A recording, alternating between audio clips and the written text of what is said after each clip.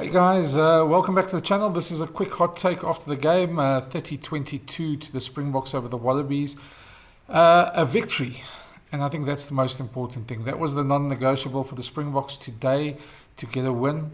That's all that really mattered. But yeah, not the greatest game. Look, it's always a grind in Cape Town with the weather and with the disruptions that the Boks had. I mean, they lost Sia and Peter Steff, Kurt Lee and Edward van der Merwe earlier in the week. They lost Willie Leroux on Thursday, and they lost Jean-Luc Dupree just before the kickoff. So, yeah, not the best game for them. But in the weather, in the wet weather, 30-22 victory was what mattered. That's all they'll worry about. They'll want that, because after last week they certainly could do a lot better, and they'll be still very upset about last week. But they make no mistake, this Wallaby team has left South Africa as probably the more satisfied, or leave South Africa as the more satisfied team in these two games. They certainly showed a good account of themselves. They showed Wallaby rugby's back. They give themselves a chance of still going further in the Rugby Championship. They've still got two home games against Argentina, and then the two Bledisloe Cup games. So they certainly are still in with a shout for the championship.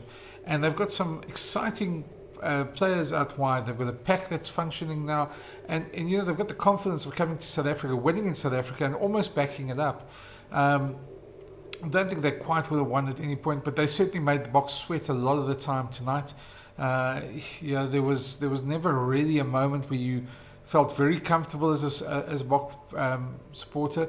The Boks weren't really in control a lot of that game. I mean, they were ahead on the scoreboard, and they have Andre Pollard to thank for that. But a lot of the time, you sit there and you think to yourself, but this game is still quite close, it's still nervy. The Boks never really got away from it. It was only really when Eben Etzebeth scored that try, just after James O'Connor missed the conversion in the 70th or 72nd minute, 71st minute, and Eben scored in the 73rd, 74th minute, that the Boks had an 8-point lead with only a few minutes to go, that you really felt they were going to win this game. And still then, they still gave away a couple of penalties as well, and Australia could have got a bonus point, and they could have got close. James O'Connor missed that kick as well, so two crucial kicks that he missed at the end there. They also decided earlier in the game, I think it was 3 penalties that they kicked to the sideline that they didn't get reward for. So, yeah, if they had maybe managed a bit better in their kicking, it could have been a very different result for them. I think the Boks at the moment, there's a lot to worry about. I wouldn't be overly concerned. They don't become a bad team overnight, and today they reverted to type. They went back to their strengths, and they won it, you know, with Etzebeth coming off the bench and a couple of the bench players putting in solid performances. But this was by no means a classic Springbok victory, and there are cracks that are showing. I think any Bok fan will admit that. I think they were expected to win quite well against the Wallabies earlier before these 2 weeks, and now going into Eden Park, they'll definitely get there as underdogs. I mean, New Zealand haven't lost there since 1994, and certainly, the All Blacks will start as favourites, especially if they win in Argentina later tonight. They'll go in with full house of points away from home, whereas the Springboks, if they want to defend their title, will probably have to win either one or both of those games in Australia, and hope the All Blacks slip up at some point as well. There's a lot of individual performances, and you get the feeling, the Boks are caught with a foot in both worlds at the moment. They're caught with a bunch of younger players who aren't quite there to dominate yet, and who are still on their way up, and they're caught with a bunch of World Cup winners who, a bunch of them are aging quite quickly and maybe a bit off the pace. They were certainly shown up by Australia's pace in the series. Their physicality wasn't as dominant as it should have been. They didn't get the reward. I must just say one thing today, though. I mean, we have to decide the last 2 weeks. I think one caveat on that was we were playing by almost our Super Rugby reffing standards, and they're very different to the Northern Hemisphere. I thought the referee today allowed a lot at the breakdown. Australia could roll into the way of Grant Williams and Cobus Reinach a lot. They were complaining. He didn't give them any reward. I thought Tom Robertson went down a couple of times in the scrum, and he just said play on, so they didn't get the scrum reward either. So that wasn't great. They got the reward out. The aerial battles, Ches and Colby was exceptional there. And I think they kicked 35 times. If you think they kicked 19 times last week, 35 times this week is almost double.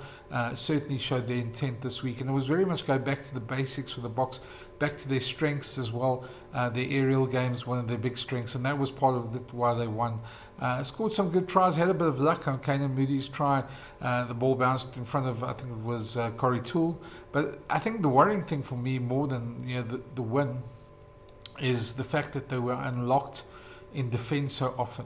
And it's not often we've seen in 2 consecutive weeks that the Boks defence has struggled so badly.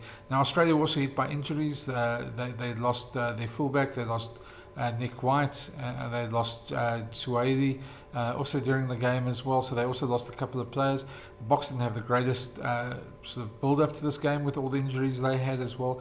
And I think we're seeing a team that's maybe partly a bit underdone by the fact that a lot of them haven't played for a while, that the Japanese players were off for so long, and because the July test didn't give them the real sort of build up that they needed, and partly because you're getting to a phase where this transition is not quite going completely to plan. I think last year the Boks managed to use 57 players or 47 players, and managed to rotate them often and didn't really get caught out.